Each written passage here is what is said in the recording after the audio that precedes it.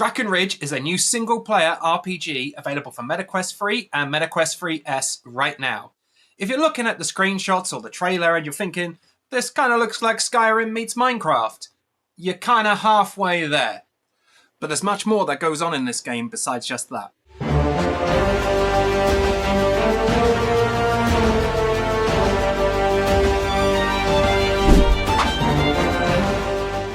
So DrakkenRidge is a single-player RPG with an expansive world to explore, full of quests and side quests and different weapons and items. Pretty much what you'd think from a VR take on the Elder Scrolls from Skyrim. It has a pixelated polygon-style look, which is reminiscent of Minecraft, though you're not going to be mining the world here. There is no element of that Minecraft. It's purely stylistic.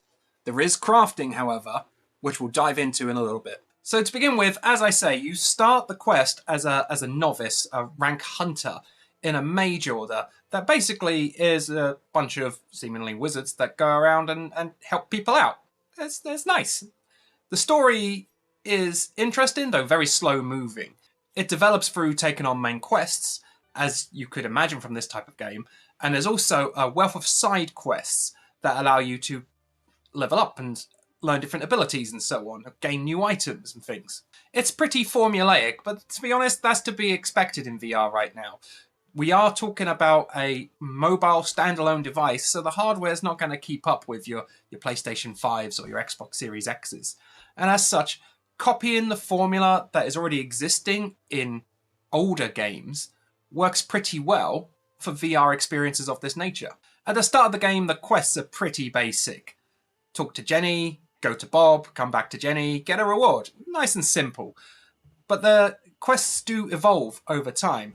There are some quests that you'll get, maybe not at the start of the game, but after a little bit of progress has been made, that you won't actually be able to complete until you've made some progress in other areas. It's a good system. It works really well.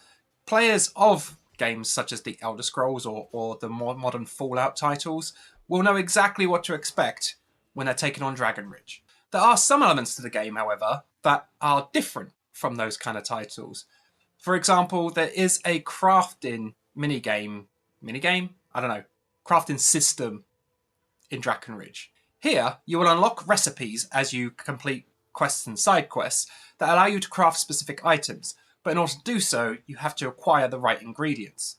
Once you have a recipe and the ingredients necessary to craft a specific item, you'll need to return to your inn, that is the inn you're staying in, where there is a random portal that takes you to your lair. And in your lair is the tools you need to craft new items. The items that you can craft are quite varied, and they generally have an impact on the way you do combat. You can also upgrade certain specific items that you already have.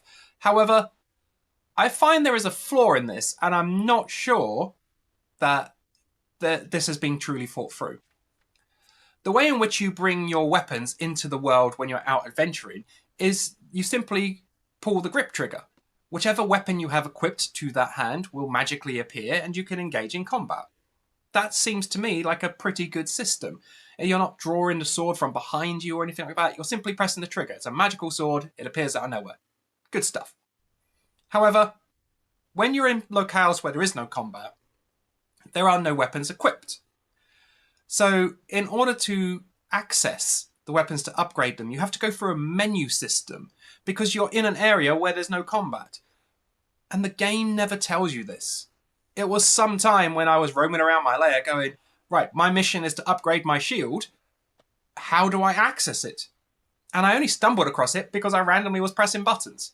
Throughout the game, as you progress, you'll find there are many small irritations like this, which is a real shame because DrakkenRidge is actually a really enjoyable take on the Elder Scrolls / modern Fallout formula that's designed specifically for VR. If you're looking to go on new quests and take in a fantasy atmosphere and enjoy becoming a hero of a mystical land, DrakkenRidge is a really good time, but it is littered with really small, tedious, minor flaws. One of the biggest of these flaws is that if you're using a sword and a shield, they will often mash together and conflict, even though you're not actually putting them that close together. The combat is actually really enjoyable in this game, but that flaw makes you basically not want to use one of the major abilities in the game. You'll just be using your sword instead of using the sword and the shield. As it's a new title, there is hope that the developers are going to take a look at this and other comments on the internet and maybe make some updates and add in a bit more direction and something to overcome the issues that exist in the game. In terms of visual direction, DrakkenRidge is actually pretty interesting. It is using that whole pixelated polygon Minecraft style, and yeah, that is becoming a bit worn out. But the world in which it delivers is pretty nice. It looks at distance quite picturesque. There are some really nice vistas, and there is a wide variety of environments for you to go and explore. What's more, there are lots of locations that you will stumble upon, again, just like in the Elder Scrolls or modern Fallout titles. There are lots of locations that you will stumble upon which you can't actually access until later, or they prove too difficult for you to access until you come back later in the game. Now, DrakkenRidge has obviously been created by an indie team, so these comparisons have been thrown out to Elder Scrolls and modern Fallout titles and so on. Obviously, they are huge, big budget titles, and DrakkenRidge hasn't got the depth or the longevity of those kind of games. But that's not to be expected. What you do have here is a suitably sized, adequately delivered, and thoroughly enjoyable take on that open world single player RPG formula. The leveling up system, the RPG mechanics are pretty light. The crafting system is interesting despite the minor annoyances, but also pretty light. The story is delivered well, but it's not going to really rock your world. Everything that is in DrakkenRidge is delivered competently and enjoyably, as long as you don't set your expectations too high. If you're thinking this is going to be Skyrim in VR, which, by the way, we do already have, but if you're thinking this is going to be the next title of that ilk, then you're missing the mark. If you're thinking this is going to be an indie take on that formula, then DrakkenRidge is going to hit home and you're going to have a really good time with this game.